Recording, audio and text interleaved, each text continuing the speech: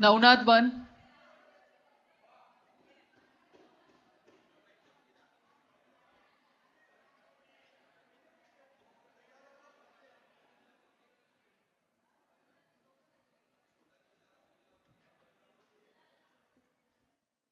धन्यवाद महापौर महोदया. मुंबईमध्ये दरवर्षीप्रमाणे पाऊस पडतो. पावसानंतर दुर्घटना घडतात. दुर्घटना घडल्यानंतर यावेळेला काय बदललं असेल तर आजपर्यंत जे लोक घराच्या बाहेर पडत नव्हते,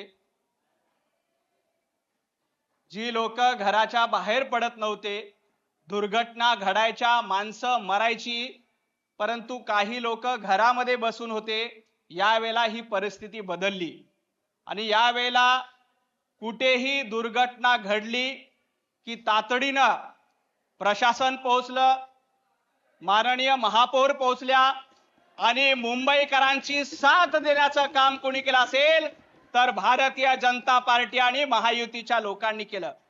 आजपर्यंत मुंबईमध्ये अनेक दुर्घटना घडायच्या, सातत्यानं माणसांचे जीव जायचे, मुंबईकरांचे जीव जायचे, परंतु काही लोक घरामध्ये बसून त्याचा आनंद घ्यायचे.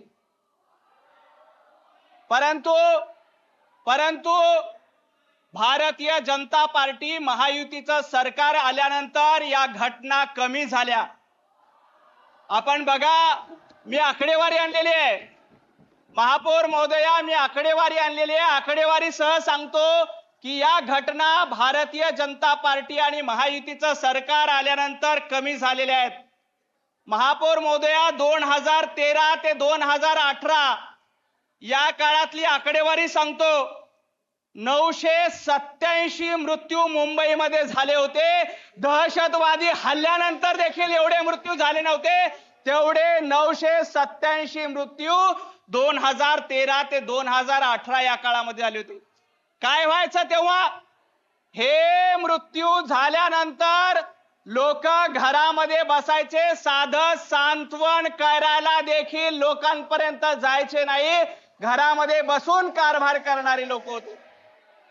एवढंच नाही, 50,000 दुर्घटना. महापौर महोदया, किती? 1-2 नाही, 50,000 दुर्घटना 2013 ते 2018 या काळामध्ये झाल्या. काय उपाययोजना केल्या? शून्य उपाययोजना. साधं सांत्वन देखील यांनी केलं नाही. हे वास्तव आहे. महापौर महोदया, या काळामध्ये मॅनहोल मध्ये पडून 328 जणांचा जीव गेला. किती लोकांचा? 328 लोकांचा जीव गेला. पण कुठलीही उपाययोजना, महापौर महोदया जर ऐकून घ्यायला सांगा, 328 लोकांचा जीव गेला, कुठलीही उपाययोजना यांनी केली नाही. उपाययोजना करण्यासाठी भारतीय जनता पार्टी आणि महायुतीचं सरकार यावं लागलं, तेव्हा आम्ही उपाययोजना केल्या. महापौर महोदया, पुढे जाऊन 2019 ते 2022 पर्यंत काय परिस्थिती होती जर आकडेवारी नीट ऐका. 3,945 स्ट्रक्चर मुंबईमध्ये कोलॅप्स झाले. या काळामध्ये महापौर महोदया 2019 ते 2022 या काळामध्ये 300 लोकांचे जीव गेले. मुंबईमध्ये 300 लोकांचे जीव दहशतवादी हल्ल्यानं देखील गेले नव्हते. तेवढे जीव मुंबईमध्ये 2019 ते 2023 या काळामध्ये गेले. तेव्हा देखील कुठलीही उपाययोजना केली नाही. महापौर महोदया, 2021 मध्ये इमारत कोसळण्याच्या घटना घडल्या. जवळपास 99 मृत्यू झाले, परंतु कोणीही त्याची साधी दखल घेत नव्हती. ही अवस्था आहे. महापौर महोदया, माझ्या वार्डामध्ये 135 वॉर्डमध्ये इमारत कोसळण्याची दुर्घटना घडली. आकडेवारी ऐका, जे वास्तव आहे ते ऐका. नवनाथ, तुम्ही या विषयावर बोला. विषयावर सांगतोय. इमारतीमध्ये पडून झालेले मृत्यू विषय नाही तर काय? ऐकून घ्या विषय काय ते. महापौरांचा राजीनामा मागताय, महापौरांचा राजीनामा मागताय. मग जेव्हा तुमच्या काळामध्ये एवढे मृत्यू झाले होते, 987 मृत्यू झाले, किती महापौरांचे राजीनामा घ्यायला पाहिजे होते? हा विषय नाहीये. किती महापौरांचे राजीनामा घ्यायला पाहिजे होते? 987 लोकांचा मृत्यू आणि 19 ते 22 मध्ये 300 मुंबईकरांचा मृत्यू. एवढे मृत्यू झाल्यानंतर किती लोकांचे राजीनामे घ्यायला पाहिजे होते? महापौर महोदया बसून घ्या, महापौर महोदया संरक्षण द्या, महापौर महोदयांना ऐकून घ्यावं लागेल. महापौर महोदया यांना तुम्ही जो सूर तयार केला त्याचं उत्तर तुम्हाला मिळणार. राजीनाम्याचा सूर तुम्ही केला तर त्याचं उत्तर तुम्हाला मिळते. महापौर महोदया मानखुर्द मध्ये, महापौर महोदया मानखुर्द मध्ये 3 मजल्याचं स्ट्रक्चर कोसळून 6 लोकांचा मृत्यू झाला. 6 लोकांचा मृत्यू झाला.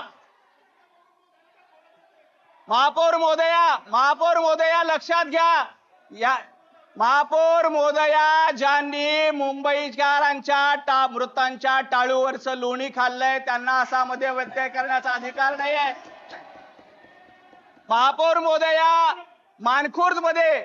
मानखुर्द मध्ये 3 मजली स्ट्रक्चर कोसळलं, 6 लोकांचा मृत्यू झाला. 15 मिनिटांमध्ये महापालिका प्रशासन त्या ठिकाणी होतं. तिथे स्वतः वॉर्ड ऑफिसर उपस्थित होते. मी 10 मिनिटांमध्ये घटनास्थळी पोहोचलो. तिथे एवढ्या चिंचोळ्या गल्ल्या आहेत, लोकांना मदतीसाठी जाता येत नव्हतं. पूर्ण वाहनांचं बॅरिकेटिंग हटवलं आणि लोकांना तातडीनं मदत केली. महापौर महोदय, हे अतिक्रमण कधी झाले माहितीये? गेल्या 12 वर्षामध्ये या कलेक्टर लँडवर मोठ्या प्रमाणात अतिक्रमण झाले. 3-3, 4-4 मजली झोपड्या उभ्या राहिल्यात. या गेल्या 12 वर्षापूर्वी या मानखुर्द मध्ये अशा पद्धतीचं कुठलंही अधिकृत बांधकाम नव्हतं. तिथं मँग्रोवची जमीन होती, तिथं खाडी होती. त्या खाडीवर आज 4-4, 5-5 मजली इमारती उभ्या आहेत. हे इमारती म्हणजे मृत्यूचे सापळे आहेत. कधीही दुर्घटना होऊ शकते. पण जेव्हा हे अतिक्रमण हटवायची वेळ येते, जेव्हा कलेक्टरच्या माध्यमातून महापालिकेच्या सहकार्याने हे अतिक्रमण हटवायची वेळ येते, महापौर महोदया त्यावेळेला राजकीय प्रेशर आणून या झोपड्या पाडल्या नाही पाहिजे, 4-4, 5-5 मधलं अनधिकृत बांधकाम पाडलं नाही पाहिजे, यासाठी राजकीय प्रेशर आणलं जातं. हे देखील वास्तव आहे. परंतु आता वेळ बदलली आहे. आता मी माननीय जिल्हाधिकाऱ्यांना देखील निवेदन दिलंय की जे काही अनधिकृत बांधकाम आहे, 4-4, 5-5 मजली बांधलेत, हे मृत्यूचे सापळे आहेत. आज ना उद्या याच्यामध्ये लोकांचे जीव जाणार. आपल्याला अनधिकृत बांधकामापेक्षा लोकांचे जीव महत्वाचे आहेत आणि त्यासाठी हे सगळे अनधिकृत बांधकाम कलेक्टरच्या माध्यमातून आणि महापालिकेच्या माध्यमातून पाडली पाहिजे. महापौर महोदया, भारतीय जनता पार्टी आणि महायुतीला आता जबाब मागितला जातोय. काँग्रेसचे नेते आम्हाला जबाब मागतायत, शेर शायरीच्या माध्यमातून जबाब मागतायत. त्यांना देखील सांगायचंय, जवाब तो हर बार जनता ने दिया है. जवाब तो हर बार जनता ने दिया है, कमल पर भरोसा फिर भी किया है. जवाब तो हर बार जनता ने दिया है, कमल पर भरोसा फिर से किया है. जो दशकों तक, ऐकून घ्या महापौर महोदया, जो दशकों तक देश को लूटते थे, महापौर महोदया, जवाब तो हर बार जनता ने दिया है, कमल पर भरोसा फिर से किया है. जो दशकों तक देश को लूटते थे, जो दशकों तक देश को लूटते थे, वो आज हिसाब की बात कर रहे हैं. वो आज हिसाब की बात करे. यांना हिशोब मागायचा अधिकार आहे का? महापौर महोदया, मला आणखी 2 मिनिटं हवीत. महापौर महोदया, यांना हिशोब मागण्याचा अधिकार नाही, कारण वर्षानुवर्ष मुंबईला लुटण्याचं काम, कंत्राटदाराचा विषय काढला, सिमेंटचे रस्ते का बांधले म्हणून प्रश्न विचारतायत. दरवर्षी खड्डे पाडायचे, खड्ड्यातनं पुन्हा कंत्राटदार द्यायचं आणि पुन्हा एकदा वसुली करायचं. यासाठी आपला स्थानिक सिमेंटचे रस्ते काढले. महापौर महोदया, मी शेवटचा एक मिनिट घेतो. खरं तर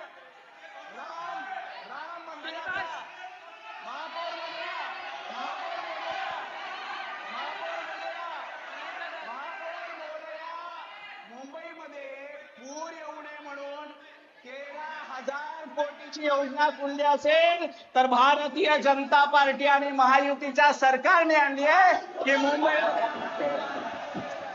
महापौरमध्ये शेवटचा मुद्दा मला घ्यायचा नव्हता, पण मी मुद्दाहून घेणार आहे. राम मंदिराचा मुद्दा इथं काढला गेला. मंदिर वही बनाएंगे लेकिन तारीख नहीं बताएंगे. महापौर महोदया, मंदिर वही बनाएंगे तारीख नहीं बताएंगे. म्हणून जे राम मंदिर आंदोलनाची खिल्ली उडवत होते त्यांना राम मंदिरावर बोलायचा अधिकार आहे का? तुम्ही काँग्रेसची परवानगी घेतली होती का आंदोलन? काय बोलून दे आम्ही काय बोललो का इथून? काय अजब आहे. महापौर महोदया, मंदिर वही बनाएंगे तारीख नहीं बताएंगे म्हणून ज्यांनी भाषणामध्ये घोषणा दिल्या त्या आज राम मंदिरामध्ये बोलतायत. ज्या काँग्रेसने, महापौर महोदया, ज्या काँग्रेसच्या सांगण्यावरून राम मंदिराच्या भूमिपूजनाला जाण्याचं ज्यांनी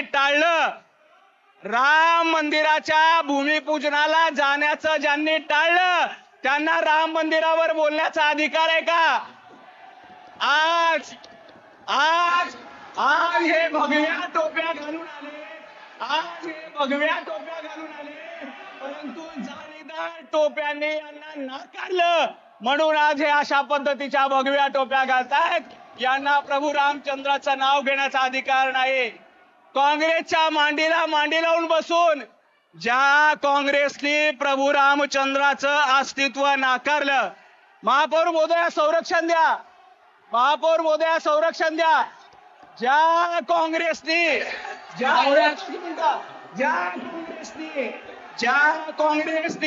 आज हे भगव्या टोपे घालून आले कारण यांना जाळीदार टोप्यांचा हिर आहे. जाळीदार टोप्या. नवनाथ, एकच मिनिट.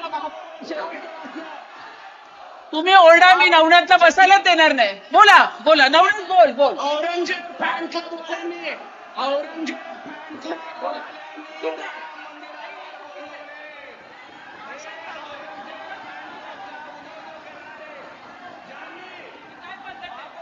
अरे ऐकायलाच नाही ताई, तुम्ही चुकीचं करता. नाही, भाषणच त्यांचं ऐकू देत नाहीये.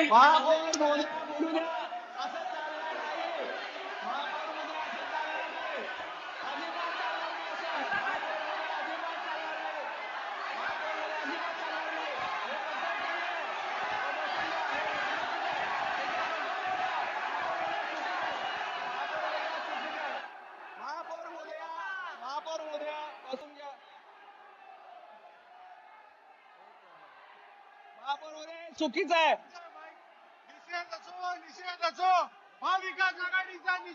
महापौर महोदया, राम मंदिराचा विषय कोणी काढला? ज्यांनी नवनाथ बस.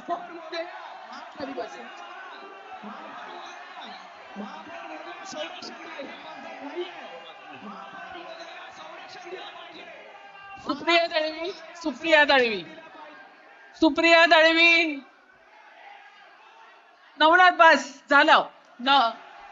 सुप्रिया दळवी खाली बसा. तुम्ही सगळे नवनाथ बांच्या भाषणाला घाबरलात का?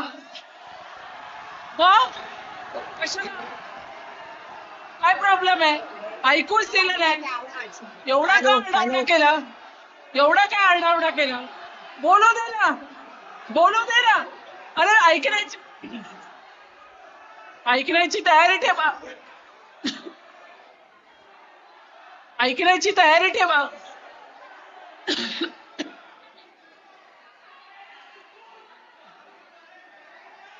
सुप्रिया दळवी ताई बसा. ताई खाली बसा. सुप्रिया दळवी, हो ताई. नवनाथ खाली बसून घे, मी बोलते.